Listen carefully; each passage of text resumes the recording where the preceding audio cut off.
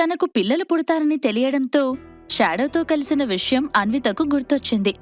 దాంతో ఆమెలో టెన్షన్ పెరిగిపోయింది. చేతిలో రిపోర్ట్ పట్టుకుని ఆలోచిస్తున్న అన్విత వైపు చూసిన ప్రియా, చూసావా, ఇప్పటికైనా అర్థమైందా నిన్న లాసి ఎలా మోసం చేసిందో? అందుకని నేను చెప్పేది విను. అంత ఈజీగా అవినాష్కి విడాకులివ్వకు. ఖచ్చితంగా నీకు రావాల్సిన భరణం వచ్చేదాకా వదిలిపెట్టకు అని అంది. కాని అన్విత ఆలోచనలు వేరేలా ఉన్నాయి. ఆమె ఇప్పుడు విడాకుల గురించి ఆలోచించడం లేదు. షాడోతో కలిసిన విషయం గుర్తొచ్చి ఒకవేళ తాను ప్రెగ్నెంట్ అయితే ఎలా అన్న ఆలోచనలో పడిపోయింది. ప్రియ చెప్పిన మాటలు చెవులకు చేరుతున్నాయి కాని మెదడుకు చేరడం లేదు. అన్వి, నిన్నే అంటూ ఆమె భుజాన్ని పట్టుకుని కదిపింది ప్రియ. దాంతో సరేనని తల ఊపింది. కాసేపయ్యాక హాస్పిటల్ నుండి ఇద్దరూ వెనక్కి బయలుదేరారు. ప్రియ ఇంటికి వెళ్ళిపోవడంతో బాబాయ్ చంద్రంని చూద్దామని హాస్పిటల్కి వెళ్ళింది అన్విత. బాబాయ్ పరిస్థితి మామూలుగానే ఉండడంతో అక్కడ్నుండి మెడికల్ షాప్కి వెళ్లి యాంటీ ప్రెగ్నెంట్ పిల్స్ కావాలని అడిగింది అన్విత. అన్విత వైపు అదోలా చూసిన medical shop person 24 hours 72 hours ఏది కావాలి అని అడిగాడు. అంతకన్నా లాంగ్ టర్మ్ పిల్స్ కావాలి అని అన్విత అడిగింది. ఉన్నాయి కాని వాటిని వేసుకోవడం వల్ల సైడ్ ఎఫెక్ట్స్ వస్తాయి, జాగ్రత్త అని long term anti pregnant pills ఇచ్చాడు మెడికల్ షాప్ వ్యక్తి. బిల్ పే చేసి హాస్పిటల్ నుండి బయటకు వచ్చిన అన్విత వెంటనే ఒక టాబ్లెట్ని వేసుకుంది. తనకు తెలియకుండానే మత్తులో షాడోతో కలిసింది. ఒక పక్కన తప్పు జరిగిపోయినందుకు గిల్టీగా ఉంది. మరో పక్క ఇప్పుడు తనకు పిల్లలు పుడతారని తెలియడంతో ఏం చెయ్యాలో తెలియక గర్భనిరోధక మాత్రలు తీసుకుంది. ఎందుకంటే షాడో గురించి ఇంకా పూర్తి వివరాలు తెలియదు. అతనికి పెళ్లయిందా లేదా అనే విషయాలు కూడా తెలియదు. అందుకే తన జాగ్రత్తలో తాను ఉండాలని అనుకుంటుంది అన్విత. ఆ ఆలోచనలతోనే హోటల్ రూమ్కు వచ్చింది. తాను వెళ్ళినప్పుడు రూమ్ ఎలా ఉందో ఇప్పుడు కూడా అలానే ఉంది. సోఫా మీద మాత్రం షాడో షర్ట్, ప్యాంటు పడేసి ఉన్నాయి. అవి విడిచిన బట్టలని తెలియడంతో తన చేతులతో స్వయంగా వాటిని ఉతికేసింది. షాడో షర్ట్ ఉతుకుతుంటే అన్వితలో తెలియని ఫీలింగ్ కలిగింది. అవినాష్ బట్టలను ఎన్నిసార్లు ఉతికినా కూడా అలాంటి ఫీలింగ్ రాలేదు. ఇప్పుడు మాత్రం ఎందుకలా అనిపిస్తుందో ఆమెకు అర్థం కాలేదు. సాయంత్రం రూమ్కి వచ్చిన షాడో బాల్కనీలో ఆరేసిన బట్టలను చూసి ఆశ్చర్యపోతూ, అన్వి, ఇవన్నీ నువ్వే ఉతికావా అని అడిగాడు. షాడో అలా అనగానే ఆమె సిగ్గుపడింది. కూరగాయలు కోస్తూ అతని వైపు చూడకుండా, మనకిష్టమైన వారి బట్టలను లాండ్రీకి వేయడం కన్నా మన చేతులతో ఉతికితే ఏదో తెలియని సాటిస్ఫాక్షన్ ఉంటుంది అని అంది అన్విత. అన్విత సిగ్గుపడ్డం గమనించిన షాడో, అవునా, అయితే నేనో మాట అడగనా అని అన్నాడు. నా బట్టలుతికినప్పుడు నీకెలాంటి ఫీలింగ్ కలిగింది అని చిన్నగా నవ్వుతూ అడిగాడు షాడో. ఫీలింగ్ ఏంటి, నార్మల్గానే ఉతికాను అని తన సిగ్గును బయటపడనివ్వకుండా ట్రై చేస్తూ చెప్పింది అన్విత. నిజం చెప్పన్వి, నేను బట్టలు ఉతికావా అని అడిగినప్పుడు నీ మొహంలో చిన్న నవ్వు కనిపించింది. ఆ రోజు మనం కలిసిన రాత్రి గుర్తొచ్చిందా అని హస్కీ వాయిస్లో అడిగాడు షాడో. అలాంటిదేమీ లేదని అక్కడ్నుంచి వెళ్ళిపోయింది అన్విత. వెంటనే ఆమె చేతిని పట్టుకుని ఆపేసిన షాడో దగ్గరగా వెళ్లి నడుంపై చేతులు వేసి ఆమెను గట్టిగా పట్టుకున్నాడు. నీ సిగ్గును నాకు కనపడనీయకుండా దాచేయాలనుకుంటున్నావా? నువ్వు ఎంత దాయాలనుకున్నా నాకు తెలిసిపోతుంది. చెప్పు, ఆ రోజు రాత్రి జరిగిన విషయం బట్టలుతుకుతుంటే నీకు గుర్తొచ్చిందా లేదా అని అడిగాడు షాడో. నిజం చెప్పేదాకా వదిలేలా లేడని అన్వితకు అర్థమయ్యింది. ఇక చేసేదేమీ లేక సిగ్గుపడుతూనే అవును అన్నట్టుగా తల ఊపింది. అమ్మయ్యా, ఇప్పటికైనా నిజం చెప్పావు. I'm happy. ఆ రోజు రాత్రి జరిగిన సంగతి నీకు గుర్తొచ్చిందంటే ఈరోజు రాత్రి మళ్ళీ ఆ సీన్ని రిపీట్ చేయాల్సిందే అని అన్నాడు షాడో. అన్వితకు విచిత్రంగా అనిపించింది. షాడో నుండి వస్తున్న మాటలు ఆమెలో ఒక రకమైన కోరికను కలిగిస్తున్నాయి. మాటలతో మాయ చేసే మాయగాడు షాడో అని మనసులో అనుకుంది. ఏంటి, ఏం మాట్లాడవు? ఈరోజు రిపీట్ చేద్దామా వద్దా అని తన పర్మిషన్ కోరుతున్నట్టుగా అడిగిన షాడో ఆమె పర్మిషన్ తీసుకోకుండానే బుగ్గల మీద ముద్దు పెట్టాడు. అక్కడ్నుండి అతడి పెదవులు ఆమె చెవులను తాకాయి. పెదవుల తడి చెవులను తాకగానే ఒంట్లోకి శృంగారాన్ని ప్రేరేపించేలా కరెంటు పాస్ అవుతున్నట్టుగా ఆమె కంపించిపోయింది. ఆ కంపనం అతనిలో కోరికను మరింత రెచ్చగొట్టింది. దాంతో ఆమెను తన వైపు తిప్పుకొని ఆమె పెదాలను అందుకున్నాడు. గాఢ చుంబనం తరువాత ఆమెను బెడ్ దగ్గరికి తీసుకెళ్లాడు. ఆ సమయంలో అన్వితలో అనేక ఆలోచనలు కలిగాయి. షాడో, నేను నీతో మాట్లాడాలి అని అడిగింది అన్విత. నీ చేతులతో నన్ను మత్తెక్కించాల్సిన టైంలో మాటలంటావేంటన్వి అని అన్నాడు షాడో. అది కాదు షాడో, నాకు పిల్లలు పుట్టరని ఇంతకుముందు నీకు చెప్పాను, కాని అది నిజం కాదు, ఈరోజే నిజం తెలిసింది అని అన్విత చెబుతుంటే, నాకు అంతా తెలుసు, అందుకే నాకో బేబీ కావాలనిపిస్తుంది అని అన్నాడు షాడో. అదేంటి, నేను నాకు పిల్లలు పుట్టరని చెప్పినప్పుడు పర్వాలేదు, నాకు పిల్లలు అవసరం లేదన్నావు, ఈరోజు బేబీ కావాలంటున్నావు అని అమాయకంగా అనుమానంగా అడిగింది. షాడో సమాధానం చెప్పకుండా ఆమెను ముద్దాడుతూనే ఉన్నాడు. అతని చేతుల్లో ఒదిగిపోతూ ముద్దుల్లో తడిసిపోతూ ఉన్న అన్విత, షాడో నిజం చెప్పు, నిన్న నువ్వెందుకలా అన్నావు, ఈరోజు మళ్ళీ ఇలా ఎందుకంటున్నావు అని అడిగింది. ఆ మాటలకు చిన్నగా నవ్వాడు షాడో. ఇప్పుడు నేను నీకొక సమాధానం చెప్తాను, కాని అది సినిమా డైలాగ్ లాగా అనిపిస్తుంది, నువ్వు మాత్రం నవ్వకూడదు, సరేనా అని అన్నాడు షాడో. సరేనని అన్విత తల ఊపడంతో, అన్విత, యూర్ మై లవ్, నీకు ఏది ఇష్టమో నాకు అదే ఇష్టం. నిన్న నువ్వు పిల్లలు పుట్టరని అన్నావు, నాక్కూడా పిల్లలు అక్కర్లేదన్నాను. ఈరోజు నువ్వు పుడతారు అన్నావు, నాకు నీతో పిల్లల్ని కనాలనుంది. నీ ఇష్టమే నా ఇష్టం, అంతకన్నా ఇంకేం లేదు అని అన్నాడు షాడో. ఆ మాటలతో ఆమె అతన్ని పూర్తిగా అల్లుకుపోయింది.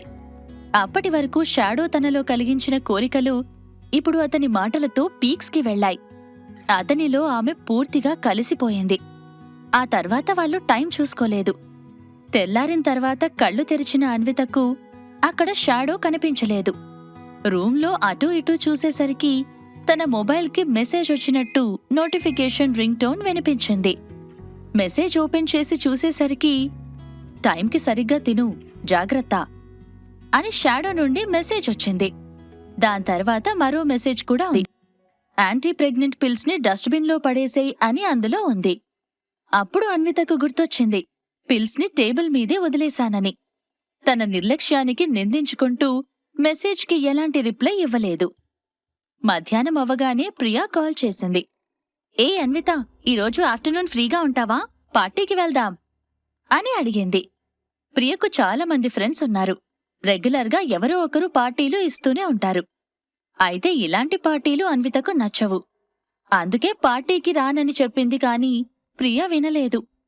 ఎందుకు రావు, ఎప్పుడూ రూంలోనే కూర్చుని ఏం చేస్తావ్, బయటికి వెళ్తేనే కదా ప్రపంచం ఎలా ఉంటుందో తెలిసేది. బయటికి వెళ్తేనే పరిచయాలు పెరుగుతాయి, పరిచయాలు స్నేహంగా మారతాయి, అర్థమైందా అని వార్నింగ్ టోన్లో అడిగింది ప్రియా.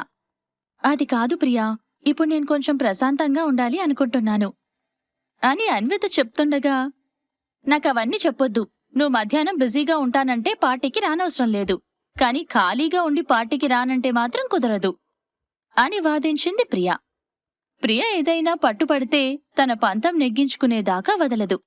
ఆమెకు టెంపర్ చాలా ఎక్కువ, ఎవ్వరికీ భయపడదు. అందుకే తనతో వాదించడం అనవసరమని అర్థం చేసుకుని, మధ్యాహ్నం కదా, సరే వస్తాను అని చెప్పింది అన్విత. గుడ్ గర్ల్, పికప్ చేసుకోడానికొస్తాను, రెడీగా ఉండు అని చెప్పి ఫోన్ పెట్టేసింది ప్రియా. ప్రియ ఫోన్ కట్ చేయడంతో హాయ్ అని షాడోకు మెసేజ్ చేసింది. వెంటనే అతను కాల్ చేసి, ఇప్పుడే నిద్రలేచావా అని అడిగాడు. అవును అని సమాధానమిచ్చిన అన్విత, ఈరోజు రాత్రి నేను రూంలో ఉండడం లేదు అని అంది. ఎందుకు, నిన్న నేను బాగా ఇబ్బంది పెట్టానా అని అడిగాడు. ఆ మాటలతో అన్విత బుగ్గలు ఎరుపెక్కాయి. ఏం సమాధానం చెప్పాలో అర్థం కాలేదు. ఏమైంది, మాట్లాడడం లేదు, అంత అలసిపోయావా అని షాడో అడగడంతో, అలాంటిదేం లేదు అని అన్విత అంది.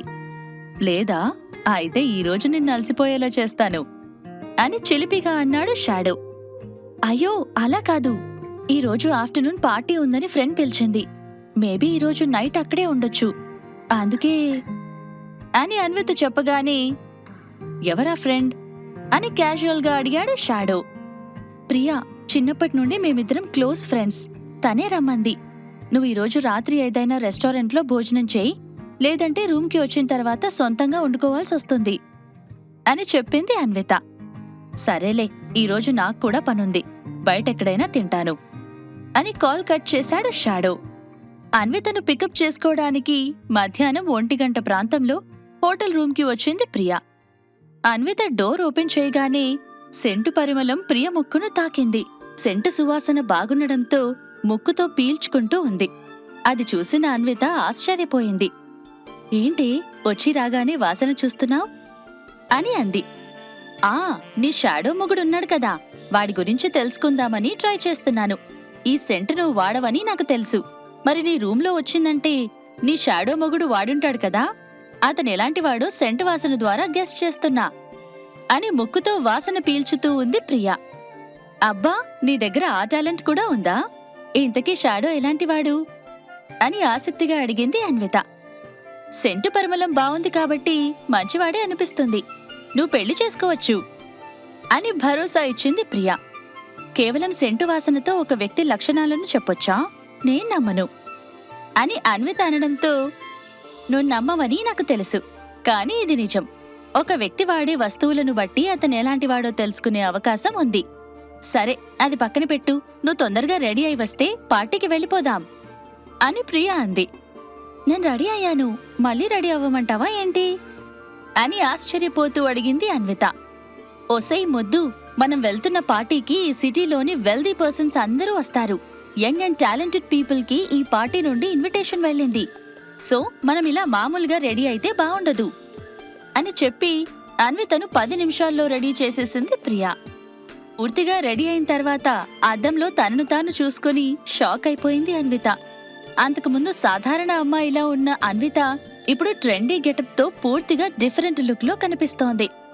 మోకాళ్లపైకి వేసుకున్న స్కర్ట్, వీపు భాగం కనిపించేలా టాప్, ఎండ లేకపోయినా స్టైల్గా కనిపించేందుకు గాగుల్స్తో మోడర్న్ అమ్మాయిలా ఉన్న అన్వితను చూస్తూ, ఇప్పుడు అందరూ నీ వైపే చూస్తారు, ప్రతి ఒక్కరి కళ్ళు నీ మీదే ఉంటాయి అని అంది ప్రియా. అందరి చూపులు నా మీదే ఉంటే నాకిబ్బందిగా ఉంటుంది. ఇదంతా వద్దు ప్రియా, నన్ను నాలానే ఉండనివ్వు అని మేకప్ని చెరిపేసుకోవాలని అన్విత ట్రై చేస్తుంటే, నీకేమైనా పిచ్చా? ఈరోజు పార్టీకి పెద్దవాళ్ళు వస్తున్నారని చెప్పాను కదా, అందులో నీ షాడో కూడా ఉండే అవకాశం ఉంది. నా అంచనా ప్రకారం నీ షాడో చాలా రిచ్ అనిపిస్తోంది. సో అతనికి కూడా ఇన్విటేషన్ వెళ్ళుంటుంది. ఈ పార్టీకి వెళ్తే మాస్క్ లేకుండా నీ షాడో కనిపిస్తాడేమో, ఎవరికి తెలుసు అని అంది ప్రియా. షాడో గురించి మాట్లాడగానే అన్వితలో ఆలోచనలు మారిపోయాయి. ఈ పార్టీకి నిజంగా షాడో వస్తాడా? వస్తే అతని గురించి ఏమైనా తెలుస్తుందా? అతనికి భార్య పిల్లలున్నారా? లేదంటే కేవలం నా కోసమే అతను ఎదురు చూస్తున్నాడా? ఇంతకీ అతనెవరు? ఏం చేస్తాడు? నన్నెందుకు లవ్ చేస్తున్నాడు అని తన మనసులో అనుకోసాగింది అన్విత. ఆలోచనల్లో మునిగిపోయిన అన్వితను చూసి, ఏంటి అంతలా ఆలోచిస్తున్నావు, వెళ్దాం పదా అని ఆమెను తీసుకుని కార్లో ఎక్కించుకుని బీచ్కి వెళ్ళింది ప్రియా. ప్రస్తుతం జరగబోయే పార్టీ షిప్లో జరుగుతుంది. పార్టీకి వచ్చిన వారంతా బీచ్కి రావడంతో షిప్ కూడా కదిలింది. సముద్రపు అలల మీద తూలుతూ ఓడ వెళ్తుంటే అందులో అందరూ ఆనందంగా పార్టీని ఎంజాయ్ చేస్తున్నారు. ఆ పార్టీలో చాలా గ్రూపులు ఉన్నాయి.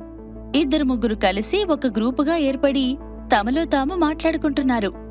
ఆ గ్రూపుల వైపు చూస్తూ, అటు చూసావా, వాళ్ళంతా టాలెంటెడ్ పీపుల్. గ్రూపులుగా డివైడ్ అయ్యి బిజినెస్ గురించి మాట్లాడుతున్నారు, ఐడియాలను షేర్ చేసుకుంటున్నారు. అలా ఒకరి ఐడియాలను మరొకరు షేర్ చేసుకుంటూ వ్యాపారాలకు పెట్టుబడి సంపాదించుకుంటారు అని చెప్పింది ప్రియా. ఆమె చెప్పింది వింటూ వాళ్ళందరినీ చూస్తూ ఉంది అన్విత. ఆ సమయంలో సడన్ గా ప్రియా కళ్లకు అన్విత భర్త అవినాష్ కనిపించాడు. అతని పక్కనే లాస్య కూడా ఉంది. వాళ్ళిద్దరూ చేతిలో చేయి వేసుకుని పక్కపక్కనే కూర్చున్నారు. వాళ్ళని చూడగానే ప్రియకు విపరీతమైన కోపమొచ్చింది. ఈరోజు నీకు బుద్ధి చెప్తాను అవినాష్ అని మనసులో అనుకుంటూ అన్వితకు ఏమీ చెప్పకుండానే అక్కడ్నుంచి అవినాష్ లాస్యల దగ్గరికి వెళ్ళింది. ఇప్పుడేం జరగబోతుంది? అన్వితకు పిల్లలు పుడతారన్న విషయం అవినాష్కి ప్రియ చెబుతుందా? ఈ ప్రశ్నలకు సమాధానాలు తెలుసుకోవాలంటే నెక్స్ట్ ఎపిసోడ్ వినాల్సిందే. క్రింద ఇచ్చిన లింక్ ని క్లిక్ చేసి పాకెట్ ఎఫ్ఎం యాప్ ని ఇన్స్టాల్ చేసుకోండి. Stay tune to pocket FM.